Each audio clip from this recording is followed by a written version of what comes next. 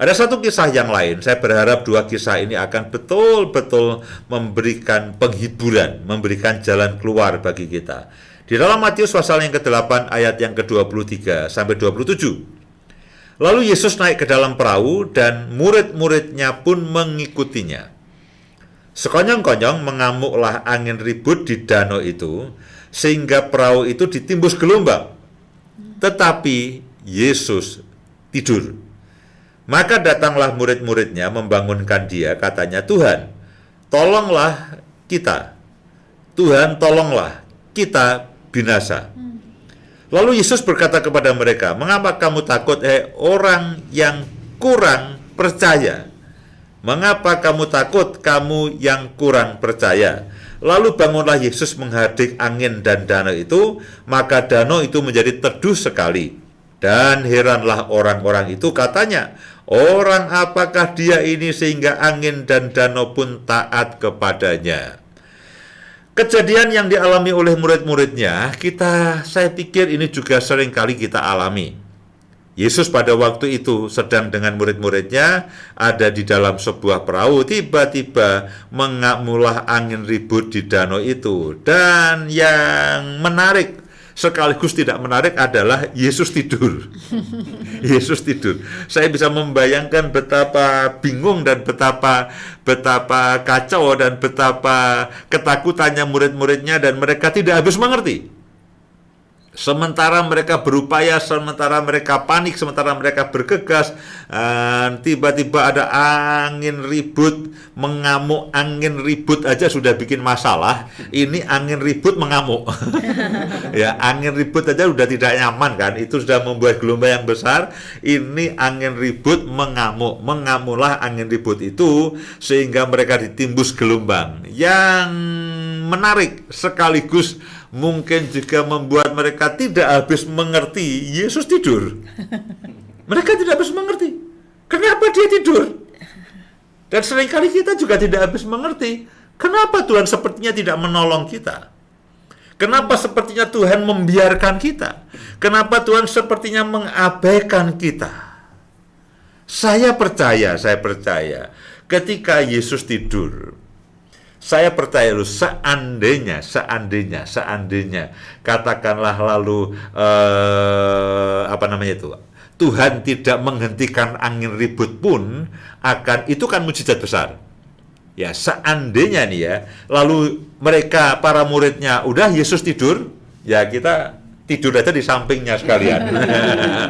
Menurut saya yakin akan terjadi mujizat yang kedua, yaitu meskipun perahu itu ditimbus oleh angin ribut yang mengamuk, tidak apa-apa. Mereka selamat sampai tujuan. Loh, itu juga mujizat. Itu juga mujizat. Tapi poin yang penting adalah katakan, mengapa kamu takut? Hei orang yang kurang percaya. Yesus tidak takut dengan angin ribut. Dia tidur. Karena dia yakin seribut apapun anginnya yang mengamuk, dia tidak akan binasa, kapal itu tidak akan pecah. Karena ada Yesus. Demikian juga dengan hidup saudara dan saya. Serumit apapun, separah apapun masalah yang saya dan hadapi, saya yakin bahwa tidak ada yang bisa menggagalkan rencana Allah dalam kehidupan saya dan saudara. Saudara pasti sampai akan pada tujuannya. Saya yakin bahwa murid-muridnya Yesus dan perahu itu akan sampai pada tujuannya. Di tengah-tengah angin ribut yang mungkin pada akhirnya kecapean sendiri karena mencoba menenggelamkan akan perahu itu dan tidak bisa. Dan meskipun mereka akan mendapatkan kesaksian yang lain, kita berlayar di tengah angin ribut dan kita bisa tidur dan kita bisa sampai ke tepi yang lain dengan selamat. Itu juga sebuah kesaksian.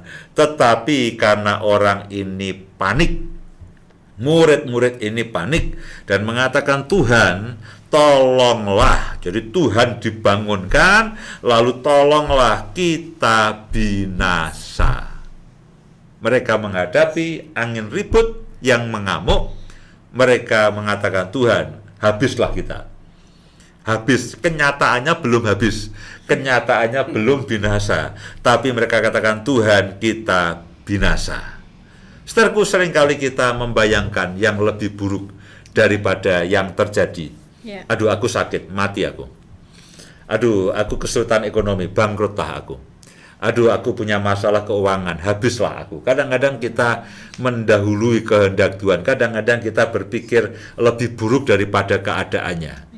Mereka menghadapi angin ribut, dan sebagian dari murid-murid itu adalah mereka memang nelayan.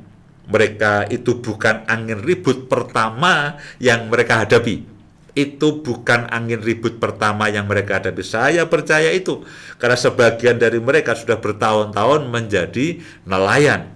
Dan pada waktu itu mereka katakan, Tuhan, kami binasa. Kenyataannya sudah binasa atau belum? Belum.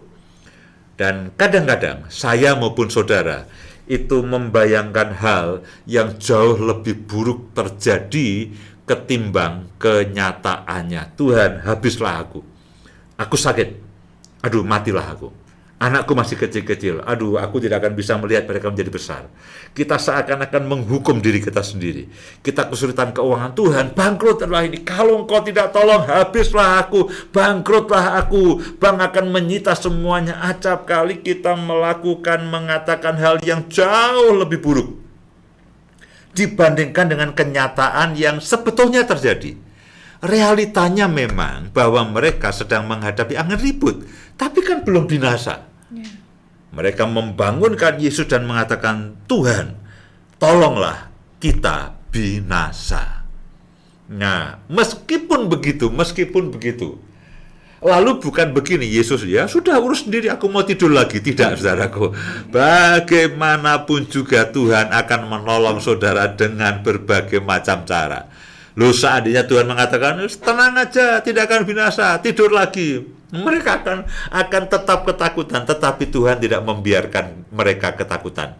Saya berdoa, apapun yang terjadi, apakah Tuhan akan menolong saudara besok pagi, Tuhan akan menolong saudara minggu depan. Ya, waktu Tuhan bukan waktu kita.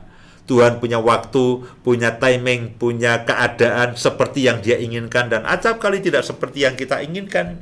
Ya sudah, kita serahkan pada Tuhan. Tugas saya mendoakan saudara, tugas kita semuanya berdoa, kita berharap, tapi Tuhan punya cara, Tuhan punya waktu, dan sementara saudara menunggu, menantikan semuanya itu digenapi, saya berdoa, Tuhan tetap akan menolong saudara dan saya. Tuhan akan memberikan damai sejahteranya.